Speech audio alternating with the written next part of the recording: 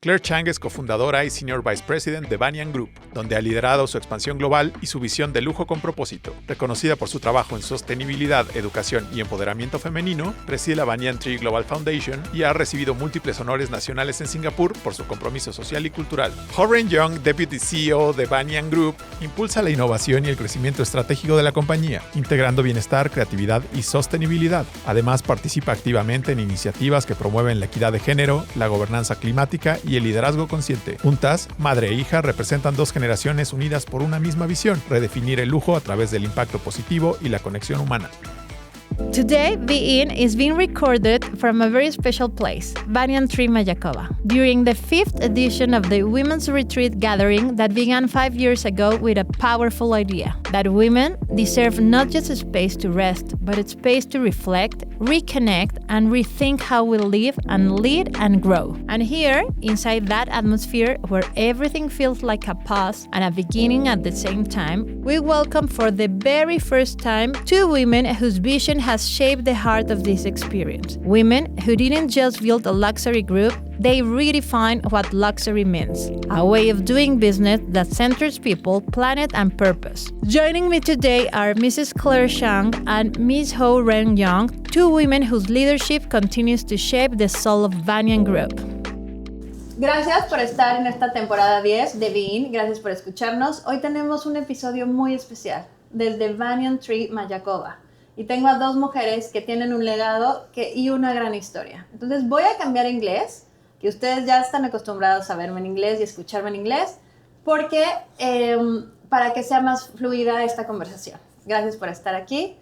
Miss Claire, thank you for being here. Thank Ren, you. thank you for being here. I'm so happy to have this opportunity to talk with two women that are changing the world and that want to make a better world for all of us. So thank you. I'm going to start with our first question. It's for both of you. Let's start with something that feels at the heart of Banyan philosophy, a term that sounds almost poetic: communitarian capitalism. What does that truly mean to you, not just in theory, but in your everyday leadership? I think the world order or the economic order is very much compelled by wealth creation. The word communitarian capitalism, it's really about creating wealth, more important, creating value, but with community stakeholders as the focus, not shareholders. So it is really the contrast between shareholders, that those who make money work, and stakeholders are those whom your process of work impact on. It could be your associates, it could be families of associates, it could be the community that we operate in. So stakeholders is therefore our focus. Everyday life, it means we take care of our associates. So we have actually a program of well-being for the associates on 8 pillars of how to take care of themselves, because a happy associate, a well-being, or an associate who is well will take care of guests well too. Then we also look at the community. We employ the local. We give jobs. We create enterprises. We support schools. So it is really looking at the precinct that we develop. Then with our partners, business partners, vendors, suppliers, all that. These are all the stakeholders. So we believe in co-sharing our whole development plan. That's what we mean by communitarian capitalism, in my view. And in your view? Of course, all of that. And I think one of the things that my parents have always talked about, and in our family we talk about, is value creation. So it's not, and value creation among multiple types of capital. I feel that the way that the economy works now, just in terms of only financial capital, is very narrow. There is natural capital, human capital, social capital, creative capital, all of this. And capitalism needs to expand the perspective of value creation around these different capitals. And we need to find a way to quantify and reward that across the board. We're far too narrow on only financial capital. So for us, I think thinking about broader stakeholders, the value created in the area, in the community, and also thinking about value creation across these different types of capital is key. So we ask the question as to who benefits. It should be, of course, the business themselves. It should be people who work for the business and those who partner with the businesses, so that it is that the whole notion is broadened onto a communitarian ethos. Yeah. That for me is a meaningful journey in business. Yeah, because you're talking about communitarian capitalism, but you're not forgetting the profitability. No. But you're also giving the people that works with you new opportunities, But new it does jobs. It does mean though how you win the money. Yes. How you get the money. Yes. The way Yes. you make the profits and Yes. spend the profits Yes. and distribute them. Yes. That is communitarian. And the way we look at how businesses create that value needs to change. Right now, everyone looks at just the bottom line, which is, of course, that is the fuel that runs the business. But how is Because that it's created? a business, but, yes. but it's a Yeah. business with heart. Yes. Yeah. I think it's balancing. You right. balance profits to people care. And then you define progress as increasing the quality life of the community, not just for the enterprise and not just for the owner. So the notion of communitarianism is really about shared economy. It's about creating an ecosystem of growth and development for a purpose, for a good purpose. That for me is worth it. And we have to stop to being judgmental about making money, about growing. It's the way you just told us. It's the way you use the money for what matters. And you're doing something great with this group. And I know that you came from you weren't a businesswoman when you started. You were more to the politician, to the social Academic. academic. Yeah. And you grew up there being creative and you choose to be here, not just for the legacy, just choose to be here, and this is very important. I appreciated the training that I went through in the university, which is about sociology of development. So the professors ask us, what do you want growth for? What is all this development about? What is progress? What is modernization? That keeps ringing in my mind. So I ask, why am I doing what I'm doing, for what purpose?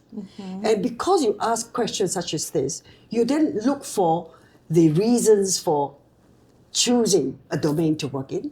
Then you choose the way you want to work and operate, the way you want to manage, how you build your HR infrastructure, who are the people you recruit, and how you grow them.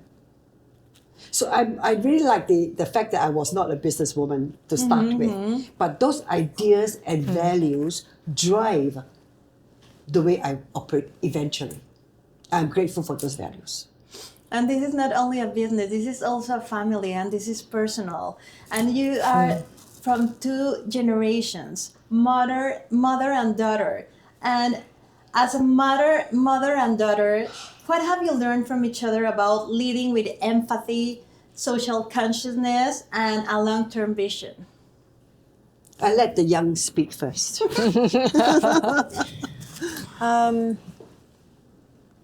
I think leadership is a daily lived act.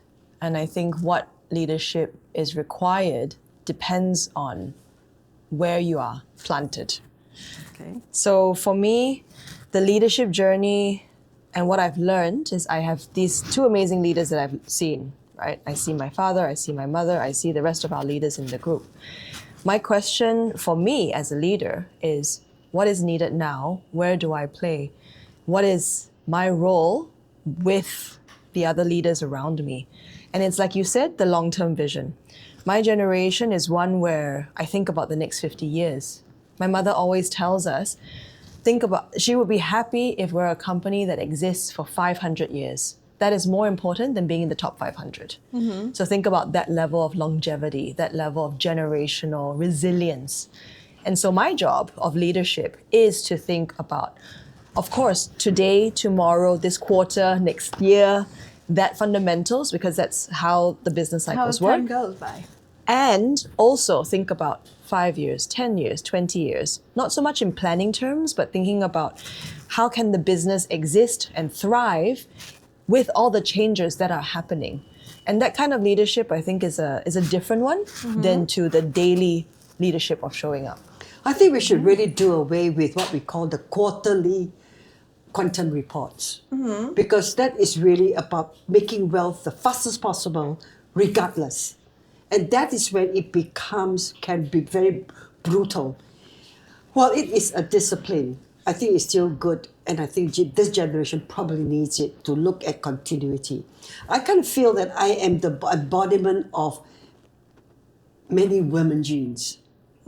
I have got 100 over years of history, from my grandmother to my mother to myself and to Ren Yung, and then to my other granddaughter. These 5 generations, because we're in a women's retreat today, right? Yes. So these 5 generations of women, each of us will do what we need to do. Each of us pushes a little the empowerment. And each of us, therefore, will improve the quality of life of the other. This legacy, this continuity and tradition have to be nourished, nurtured, not just in ourselves, but by leaders like us to create the next new order of women, generation and generation of them, to embody this same communitarian capitalism order. I hope. That's why we do a lot of our work in the company, besides building the infrastructure, is to go through courses to restore the bed of this world and to also cultivate values which we feel are universal and good for the greater world, for the greater good. And for the next generations. Yes. This is true. And as women, talking about this retreat, it came along like it's the 5th edition. The first time that you envisioned that, it was for giving women not only a nice place to rest, it's to empower women to make that connections and to be braver than the first time that we came here. Absolutely. And I can tell that today we lived a very precious moment, because it was an open forum, not just for a few ones. There were women for all the peninsula, I can tell. And each one of them, they were extremely inspired by the power, by the relation between you guys. Because you're business women, but you don't forget the place that one and the other one had to prove with it, as a mom, as a daughter, but sometimes you change places. Can you talk a little bit more about that good relationship that is inspiring us today? So when she is small, I am mother. You do it. Why? Because I say so. Then she grew up, she said, no, mother, and I will have to, why not? And then she got older, and she would say, mother, listen to me. You are right, but listen to me. So I listened. And now I will ask, Yung, what do you think? Or, Yung, what shall I do? I think mother and daughter or parenting has to be a fairly dynamic one. Parents must always feel they are in charge of the welfare and health of the children. They should, yeah. But because we are mother, we are protective. But I think we have to let go. That's hard lesson, but we have to let go. And we have to let them be. It's also hard because we often want to shape them the way we want. So letting them be is that they find their individuality. And for us, they always will be like a baby. But in emotion, they will always be someone you will be there if they're in trouble. But I think our generation need to recognize that their aspirations and their needs and their anxiety are quite different. It's more than I feel my generation. We have less choices. We just have to work hard. Everything else we do was adding value. Today's world is a lot of distraction. Competition is very high. Life is very hard. All the more than parents have to be present. They have to be there so that when they walk and fall, you're there behind them to catch them and bring them up again. But you can never hold them all the time. That's the hard part for parents. Yeah. Something that I appreciate so much and appreciate now every day still in this retreat is that my mom is always trying to give me what she also did not receive.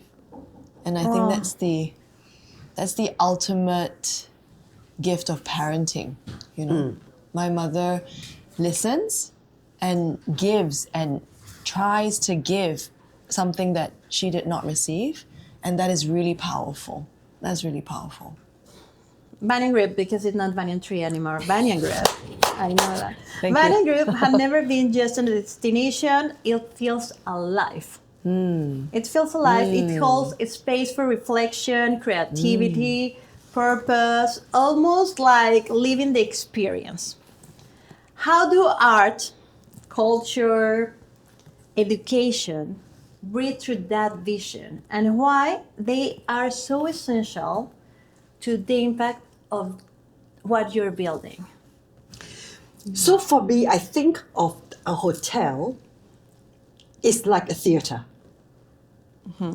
It's a stage where there are people who's in service, there are people who come as guests, there are people who cook like chefs, and there are people who entertain to delight you. So every day it is like a theater.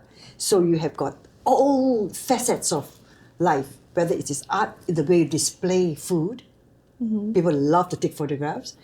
What you hang in your walls, on the beds, how you accessorize them. It's all about visual. It's a visual feast. The colors, the handicraft that reflects the people, that reflects the Maya culture, that reflects Mexican color, tapestry that tells us about the love for a certain red or yellow. There's a reason for it. All this is about culture, history, people. So we, in the hotel, it's an opportunity for us to display leveraging on the traditions, heritage of the people that we operate in. Okay. So that, even the way, the uniforms, even the way we would dress, even the curtains we may use, the architecture, the way we build, and the food, the ingredients we use to create that cuisine. It is all about art, culture, and the music you hear is the music. All this is about hitting and impacting on the senses during your stay. That's why we say Banyan Tree is a sanctuary for the senses. And it is. Yeah. And it is. So it is really the tradition and the culture that inform us how to create that value of delight and joy for our guests. And we learn. And you weren't a businesswoman. I can't believe that. I think that you have it in your ADN forever. Yeah. And what's your vision? Well, I want to ask you first, when you say you feel it is so alive, I love the It's way you alive. describe it. Like, can you share why? How What do you does feel it that? mean What for do you you? mean for you? For me, it's like my peaceful thing out of sight, my home. A home away from home. I feel that taking care of me, that they are a step ahead of what I will probably need. And this is so much to tell, because when you enter the room, when you smell it, it's like, fresh. No? Okay. Then you have the best beds ever. You can sleep all night, and for a mom, believe me, that's difficult.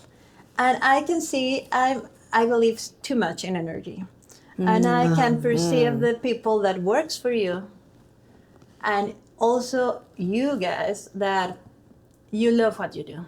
Yes. And you can stand that. And when people, first of all, knows what they have to do, and they do it with passion, you have magic in there. And that's what I feel every time that I have the opportunity Yes. to visit Banyan Group.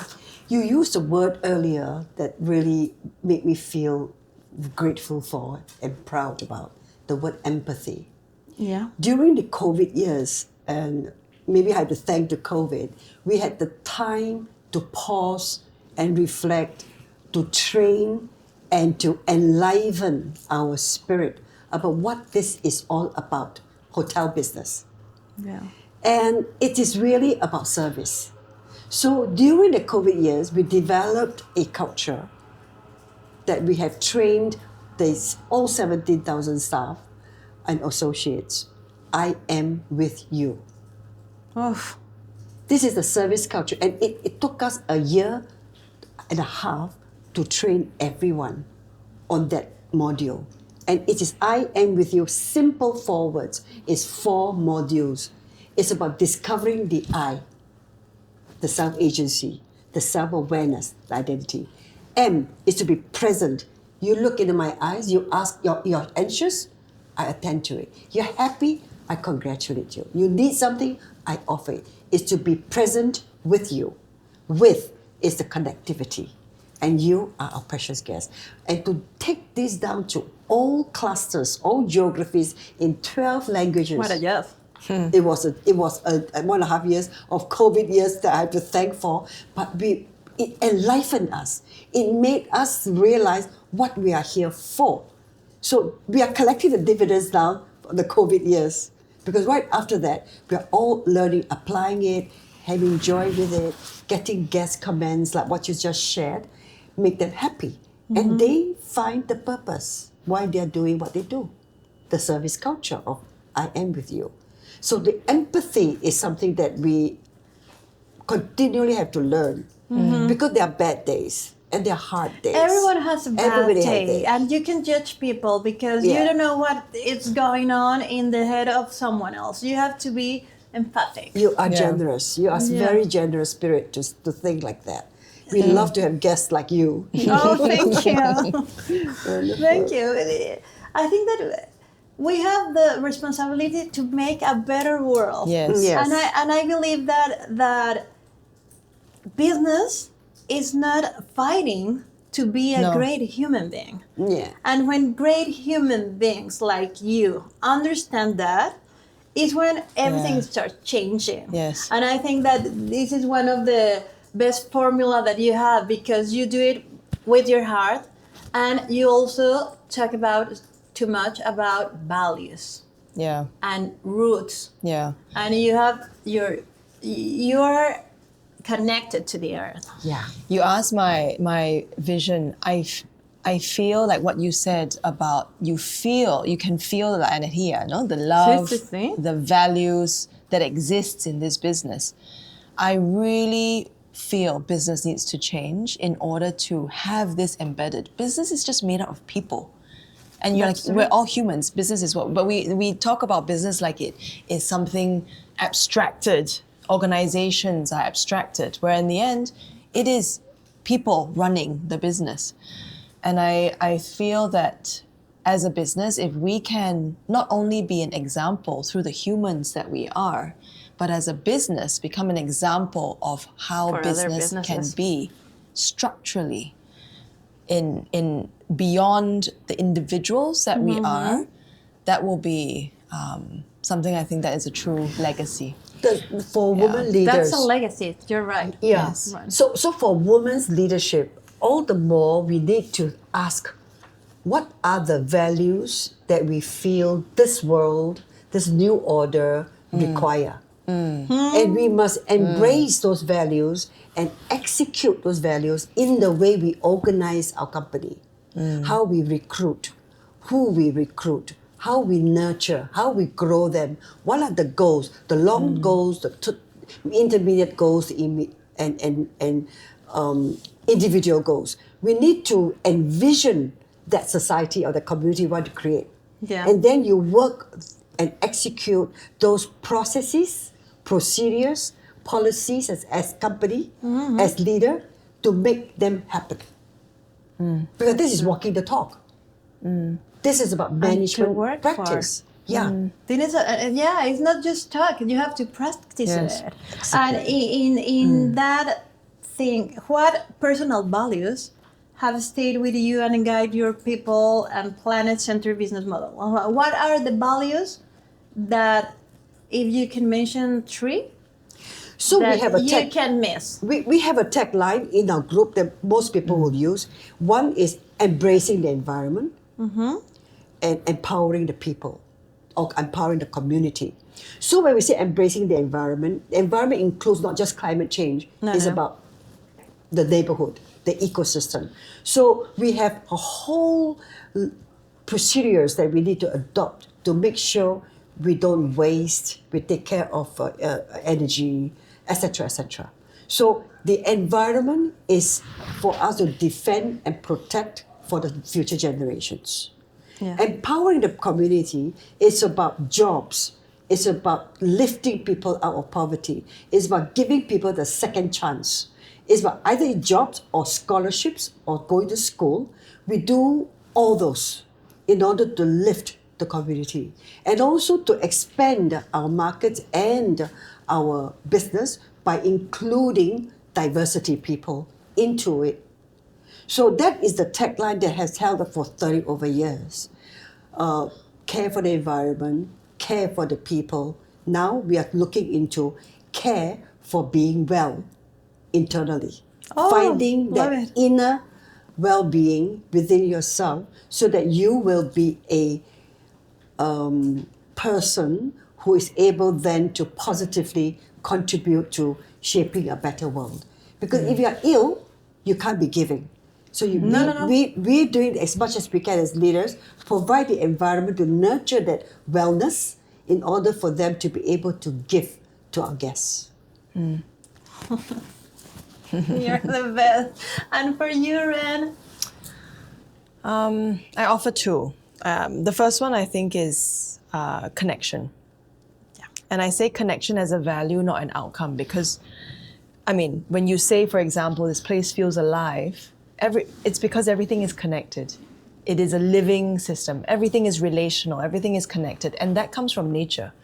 And I feel that a lot of our problems of today are because we feel disconnected from nature. We feel disconnected from one another. We have to reconnect We all feel the time. alone. We have to reconnect all the time.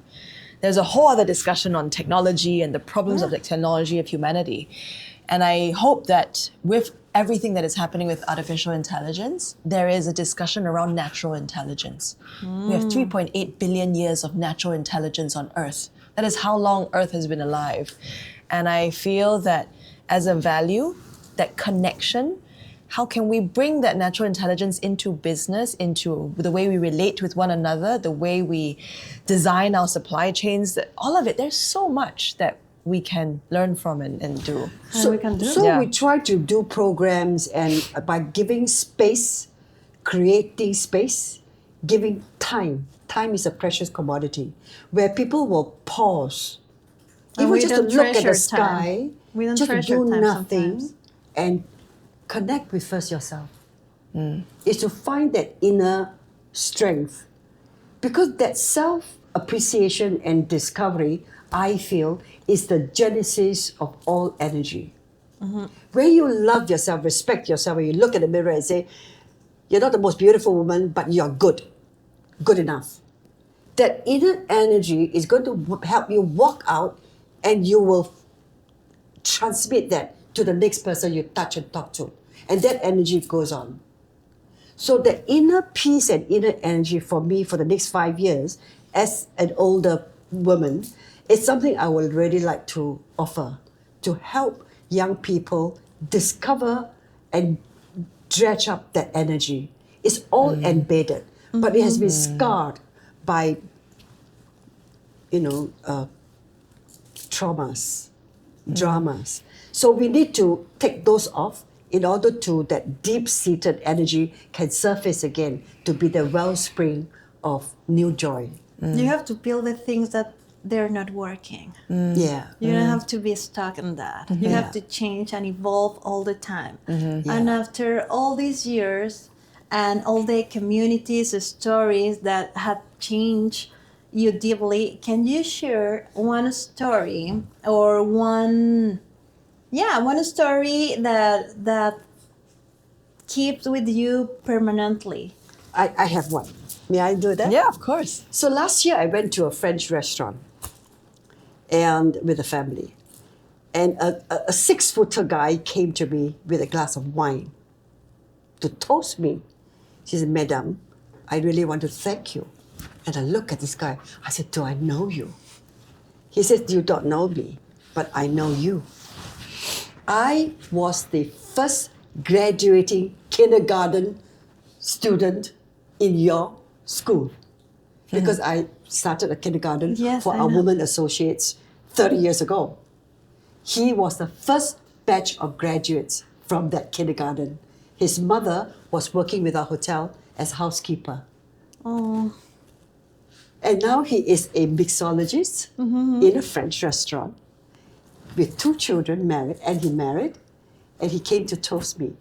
That's when I felt the change of a life, the impact of a good deed done 30 years ago. Wow. I was just so pleased. I was, you remember that? And I mean, it's this guy who's wow. And when of course I would not remember, he was like that.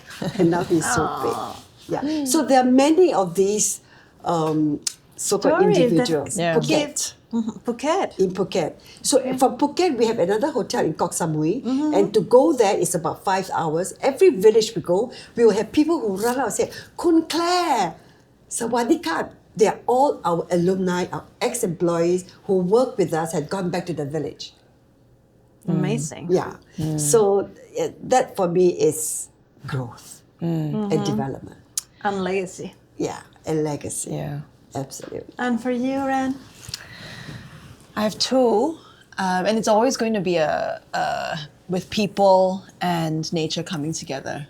The first one I want to share is about an associate just after we opened Buahan, which is a project in Ubud that we had for over 20 years, and over COVID we had the time to develop and create a thank you. Create a new kind of concept that really was like no walls, no doors, celebrating nature. And this associate with us, he was our resort host. He was from Buahan, which is a village there. And it was, I think, 2 months into the opening, and I had just visited, and he was escorting me to the room and excitingly showing me, this tree that had just blossomed, and then that plant that had just, that could be used in the kitchen.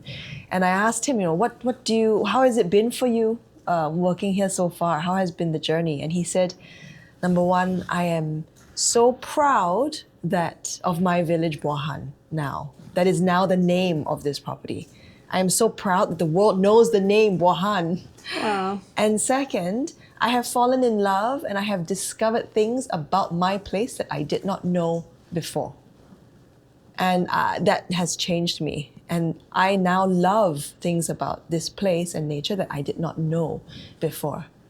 And that is beautiful to me, because one day this person will go back and do something else within his place that will change and have another ripple effect. And that I feel is beautiful. Another story is we were in China last year for one of our regional gatherings, and one of the initiatives we have is the Greater Good Grants. So environmental issues, climate change, these are all huge, big issues. And we do what we can, and we believe that action must be local. And so one of the things that we seek to do is give grants internally to our associates for people who want to run projects in their place. I want to do a solar project, I want to do waste recycling, I want to set up a school, etc. So we put out a call. For their communities. For their community. Okay. And we put out a call, we receive the projects, we go through them, and then we disperse them to our own associates. And we visited this project, this hotel in China, and a lady came up and said, I'm the marketing communications director, but I just want to share that, through the Greater Good Grants, I now have become so involved in the waste issues of my town, and I've started a recycling program. I've created this whole circular initiative, and I just want to share with you that this is something that I'm now very committed to, besides my marketing job in this property. And that empowerment or that like sense of a ripple effect of change, I feel is really encouraging, because sometimes, governments and policies and all these issues feel so big, and we always feel like we can't do enough. And we do what we can with what we have. So that's inspiring for me. But I You're think changing lives. Yeah. But I think every idea is a seed, and that somehow will spark up and multiply on its own, and in a way that is really wonderful. And when I met a Tibetan in our 20th anniversary in China this time, and he was saying that, without banyan tree, us Tibetans will never knew that we could progress this way. You have taught us what tourism can be. You have made our culture, the Tibetan culture, proud when you bring guests to us. Every step you have taken has made us more proud of ourselves and give us an opportunity to also make a livelihood. So commerce and combined with a respect for heritage and the pride that goes with it. And this himself, he was wearing, to greet me, he wore his entire Tibetan attire. Oh, wow. Yeah. And he has started a museum in his own house to show our guests. He's proud of his culture. Absolutely. And he now also see how his culture is important to share with the world. Before, nobody comes, right? Nobody pays attention except for themselves. So he didn't give that sort of value or respect to it. Now he made his home into a museum. He kept all the relics, and his mother, Tibetan men are very loyal to mother and filial, sitting there to greet with us, and they explain all the things they use. And he himself is in Tibetan attire, very proud. And he said, but he said into a video, actually, a podcast, without the banyan tree, we will not be here. I think it was overly done. I think, your heart must be full every day. But I was very pleased by seeing that pride and that fierce defense of their own tradition. That force, that empowerment. Yes. And also, Ren is always talking about the leading by listening. How important is that? For me, very. I think one of the values I hold dear that I want to also ensure that my children always have is respect. And that's not just respect for the other person, and respect for elders, which in our tradition is very important, but just respect for the other person, nature, what exists, what is in front of us. And leading by listening is, I think, how I lead, because I don't have all the answers. And I think that is natural. I think if I felt like I had all the answers, that would be wrong for the business and the nature of life that we are in today. I feel that we are in a time of great change, where change needs to happen, and no one has all the answers. And instead, it's about how we can collaborate, how we can create value together, and how we can listen for the emergence of the right answer together. And I feel that is, I think, a trait that I wish and hope will mark leadership for the future. I believe in leading by behavior. You're leading by listening, and you're leading by doing. behavior. By doing. You're a doer. So I do. Of course, you're a doer. I do. I show. They watch. They may take it. They may not take it. But because I do and step forward to do it, I see people. The tribe may follow. But if you don't do and only talk, no following. No, they could be scared to try. Yeah. So I believe doing. For me, doing is believing. And doing is experimenting. Doing is making mistakes and picking up and do better. So doing is life for me. And I suppose that comes, and over time, as a mother, you need to do a lot more because you have to cope with so many things. So doing becomes something that I think is so important. Too many people are desktop analysts. They talk, but no action. Or they talk and they lead by talking, not very effective. Whereas you roll your sleeves. No, you have to be the example. Yes, you demonstrate. And you demonstrate that you can, and you can do it, and that's great. I think Yeah. it also it's about time and place, right? So who are you leading? Are you leading people who With want to these follow? different generations. Are you leading people who want to follow and want you to do and want you to follow? Or are you leading people who want to have a voice and a participation and therefore want to be heard and want to be part of creating that together? There's also that balance. There's a beautiful word in Chinese written in an ideogram on listening. And that word composes the ear, you listen. You listen with your head, with your mind. You're thinking while you are listening. Yes. You listen with your eyes. You look at the person's body language. And it can tell a lot. You listen with your intuition. An intuition that woman is very good at. But most important, you listen with a heart.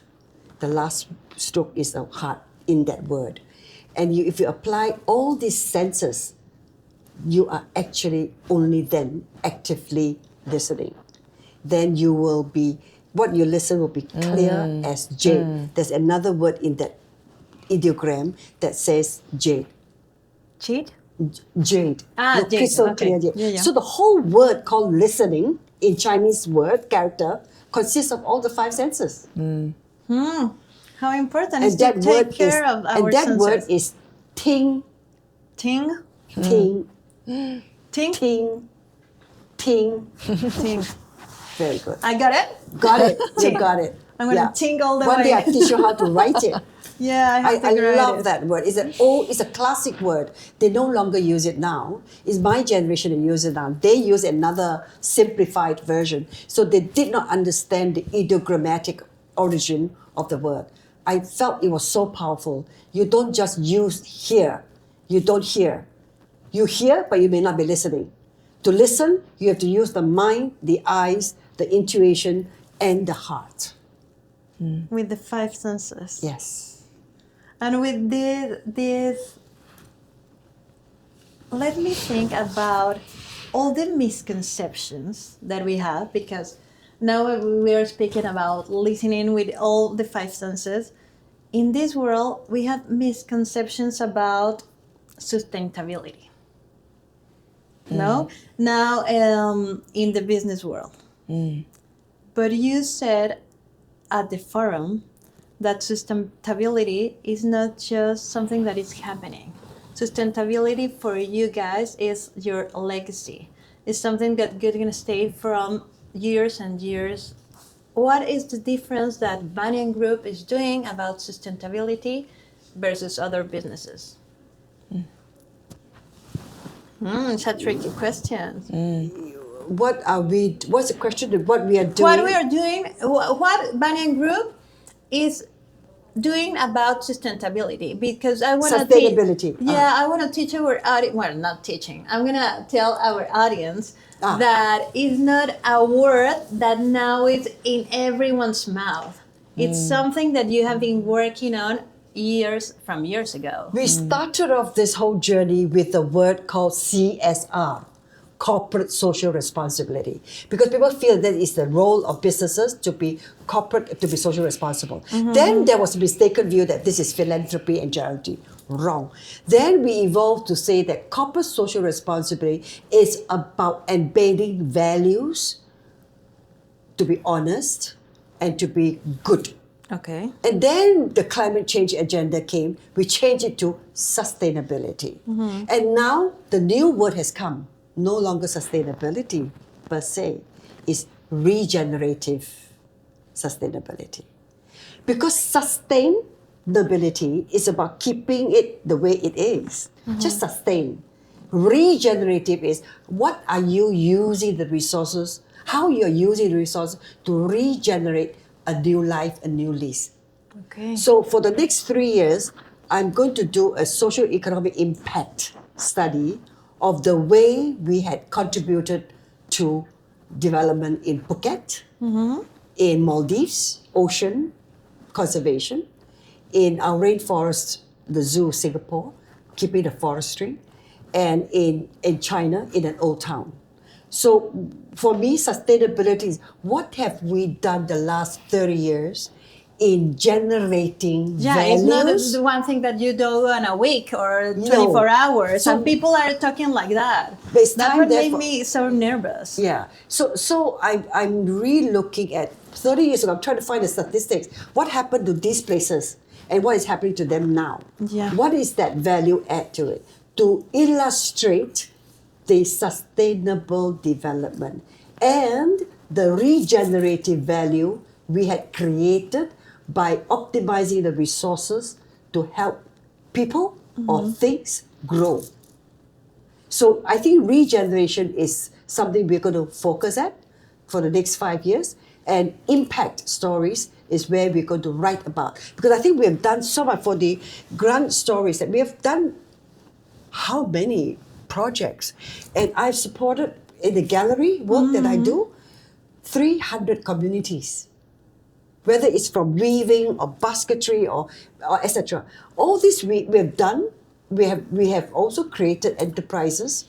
We have created artisans and their development. So I think we should also write about them to clearly appreciate what the impact has been. It might be a negative impact. We do not know. We haven't really studied it. Yeah. So I like to do that to show to the policymakers on land use, to show to tourism operators, as well as to developers, the way they build houses and condominiums, etc. That is the need to be responsible. Because also it could be like inspirational for other companies. Yes. And well, now that I know you, please, I'm your ally to communicate this. Whenever you have the studies, we're gonna be your ally, whatever you want. I tell you, I just came from Maldives a few days ago. The thing we saw, what we've done for 30 years, the corals are coming back. The colors are coming back because we planted fragments of the coral and we nourish it through many different methodology to help grow them. And now we saw the fishes and the corals are coming back. So I hope next year in April, you'll come and see them. We're gonna see it because we're gonna Organize do a the women's retreat there, the yeah, women's yeah. retreat. That had been such a, wow, it was wonderful. I feel that a lot of businesses sometimes feel that sustainability is only about carbon nowadays. A lot of people talk about You're right. carbon and plastic. And I think that because of that, a lot of businesses say, oh, I can't do net zero, can't do 1.5, and so I don't do anything. Or they I don't have only plastic focus bottles. on carbon. Yeah. Yes. Oh, okay, well. Yes. You shouldn't, but what else are you doing? Yeah. So I feel that there is one part of sustainability around resource use that everyone needs to be aware of. Everyone, like energy consumption, water consumption, waste, and that is its own work. However, it also has to intersect with a lot of other factors that can be hard to control, where your energy comes from and so on. So for us, we are exploring what circularity looks like in hospitality, and I hope and encourage all businesses to think about circularity in the supply chain. I feel this is the way of the future. In 30, 40, 50 years, this will be a norm, and any business that doesn't look into that now is not going to survive. And so I feel it's an imperative. It's not going to survive as a business, and it's not going to survive with clients. And yes, But because the new generations, they taking care of this absolutely. world. So I would say it's not even a case of sustainability because it's a good thing to do. It's a wise business move to invest in that now. The second thing I'd share is about the stories of impact. So besides broadening the view beyond carbon about sustainability, thinking about where does impact fit into the business model so that as the business grows, positive impact grows. Okay. So that it's not just something apart, but that growth of the business and progress and positive impact, whether it's through craftspeople in our supply chain or through the way that we design and build or through the ecosystems that we restore or the people's livelihoods that we change. As we grow, these positive impacts grow with us.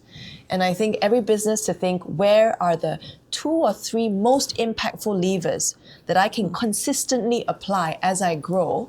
That would be a way to bring it forward. Yeah. So regenerative can also be, look at some of the fabric that we use. It can be made from throwaway oyster shell. Oh, really? So we convert them to thread through nanotechnology in Taiwan.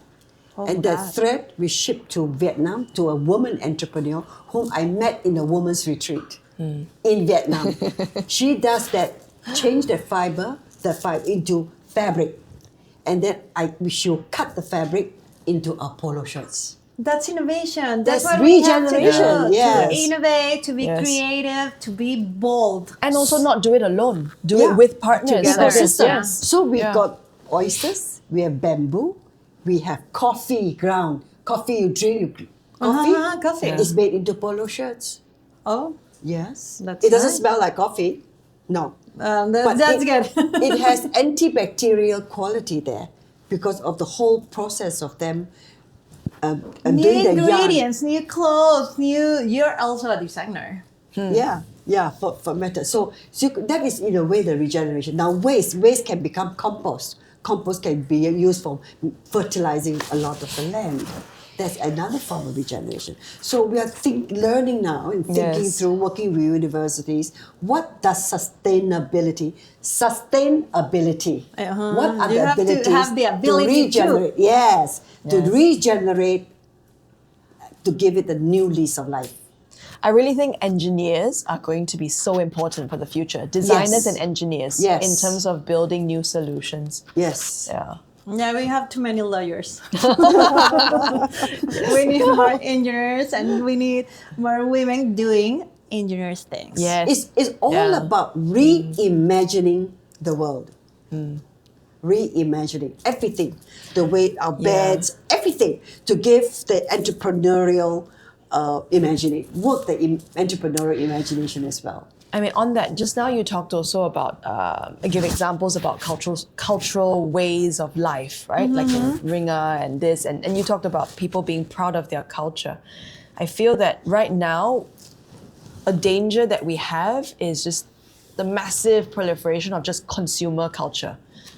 Just consumer culture. And I think the cultural stewardship of celebrating other ways of life is also really important.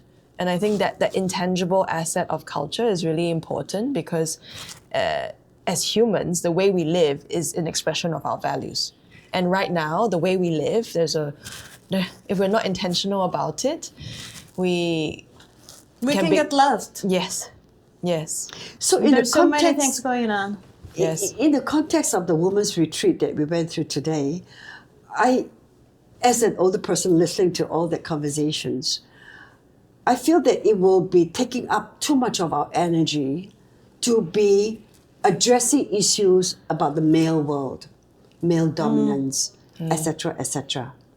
I feel that we need to go into the creating and shaping the new world with the values that we heard, which are all non-gendered, because we believe they are good for humanity, per se.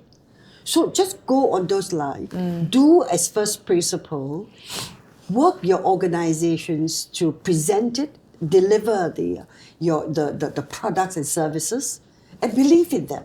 And don't fight the system, nor the men, but fight as a woman, like a woman, because the woman qualities of being emotional, being collaborative, being large and generous, all those are important emotions that we should not be afraid of. Apply them. But at the same time, we need to be smart, innovative, learn about all the technology of sustainability, learn about all the skills of finance. And if we need to, diversity. and appreciate the diversity, embrace all. Yeah, embrace all. And We're gonna fight like a woman. as a woman. We're gonna, as a woman. yes. We're gonna fight as a woman, So but we're we gonna are be good diverse. people of the planet. Yeah. Don't need to be Mexican or Singaporean or whatever. No. We are just good people of the planet, right? We're good people of the planet. We're gonna change the world. You have an ally, and thank you so much for the opportunity to my audience, for the opportunity to me to have this conversation. I am grateful. I have my heart full. And I'm getting emotional. I don't know why. But thank you for this. Y gracias a todos por esta temporada. Gracias por escucharnos. Mujeres son tan inspiradoras y que nos hacen cambiar el mundo. Say something Spanish. No se olviden de oírnos en YouTube, en las plataformas de audio. She's going to say something in Spanish to the ¿Qué vas a Oh audience. my God. ¿Qué voy a hacer? What am I going to say? I'm so happy to be here. Lo que quieras, la despedida de... Gracias por escucharnos. Ajá. Gracias por estar aquí. Gracias por tu poder y tu trabajo. Y gracias por pensando en el futuro que es nuestro. Be In. Conversaciones inspiradoras con las voces que transforman. Be In es una producción de Lucid Films.